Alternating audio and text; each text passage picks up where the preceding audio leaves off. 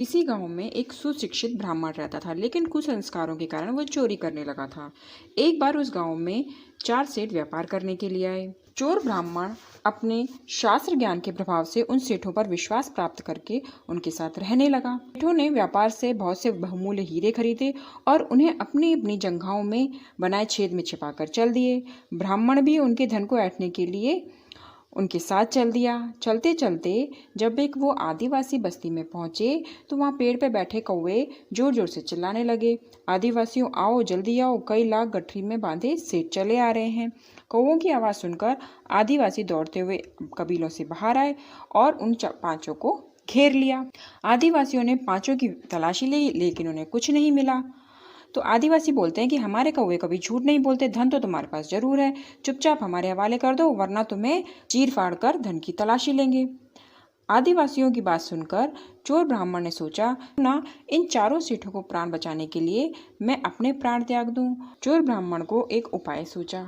उसने आदिवासियों से कहा, पहले मुझे मारकर मेरे अंग प्रत्यंग को चीर फाड़ कर अच्छी तरह परीक्षण कर लो। लोगों को अगर मेरे शरीर से धन प्राप्त न हो तो तुम मेरे साथियों को सकुशल जाने देना।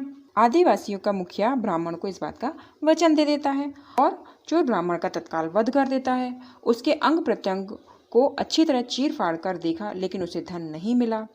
अंततः हताश होकर आदिवासियों ने अपने वचन के अनुसार उन चारों सेठों को वहां से जाने दिया। एक छोटा सा मेमना बहुत ही चंचल था, पूरे दिन इधर उधर कूदता रहता था। उसकी माँ उसे बहुत मना करती थी। एक दिन वो झरने पर पानी पीने गया।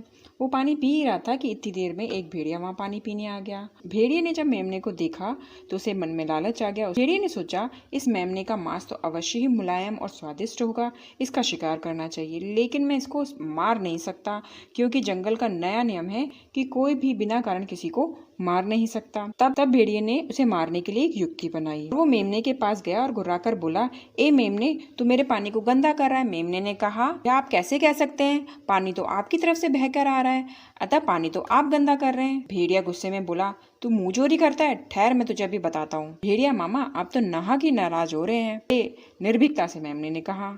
इतना सुनना था कि भेड़िया भड़क गया, बोला, अरे तू मुझसे बहस करता है, तू शायद वही मेमना है जो पिछले साल मुझे गाली देकर भागा था। मैं तो पिछले साल इस दुनिया में ही नहीं था। मैंने आश्चर्य से उसकी तरफ देखा। तू नहीं तो तेरा बाप होगा। कहते हुए भेड़िया मेमने पर टूट पड़ा। सभी मेमने के परिवार वाले उसे ढूंढते हुए वहाँ आए। सभी उस भेड़िए पर टूट पड़े और मार मार कर उसे वहाँ से भगा दिया। एक बार एक टोपी बेचने वाला आदमी जंगल से गुजर रहा था। दोपहर का समय था। वो थोड़ा थक गया तो पेड़ के नीचे बैठकर आराम करने लगा और थोड़ी देर में उसे नींद आ गई। उसी समय कुछ बंदर पेड़ से उतर उतर कर नीचे आए और उसकी सारी टोपियां ले ली। जब टोपी बेचने वाले की आंखें खुली तो वह अपनी टोपियां न पाकर बहुत दुखी हुआ। फिर उसने देखा कि सामने के पेड़ पर सभी बंदर उस टोपियों को लगाकर बैठे हैं। फिर उसने अपना दिमाग लगाया। उसने अपने सर की टोपी निकाली और नीचे फेंक दी। जब बंदरों ने यह हरकत देखी तो उन सभी ने भी ऐसा ही किया और अपनी अपनी टोपियां जमीन पे फेंक दी। आखिरकार उसकी होशियारी काम आई और उसे सारी टोपियां मिल गई। उसने उन सबको इकट्ठा किया और वो अपनी यात्रा पर निकल गया। एक चरवाहा लड़का बहुत शरारती था। वह पशुओं को चराने के लिए जंगल ले जाता था। एक दिन उसके दिमाग में शरारत सूझी। वो चिल्लाया, भेड़िया आया, भेड़िया आया। उसे बचाने के लिए सभी गांव वाले दौड़ पड़े। जब वे ढूंढने निकले तो वहां कोई भेड़िया नहीं मिला। शरारती लड़का गांव वालों को परेशान होते देख जोर जोर से हंसने लगा। अगले दिन फिर उसने यही काम किया। गांव वाले मदद के लिए आए, लेकिन वह उनकी मूर्खता पर हंसता था।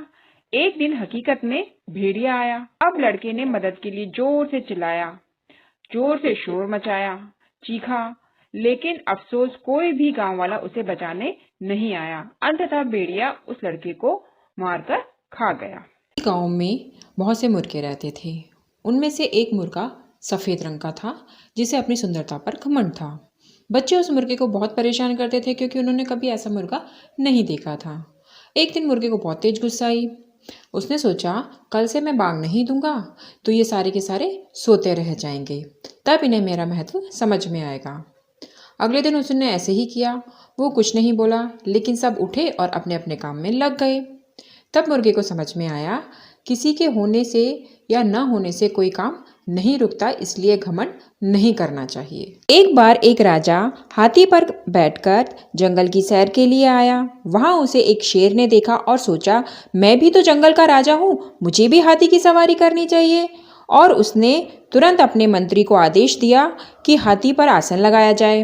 बस फिर क्या था, मंत्री ने हाथी पर आसन लगवा दिया और शेर कूदकर उस आसन पर बैठ गया। जैसे ही हाथी आगे की ओर चला, आसन हिल गया।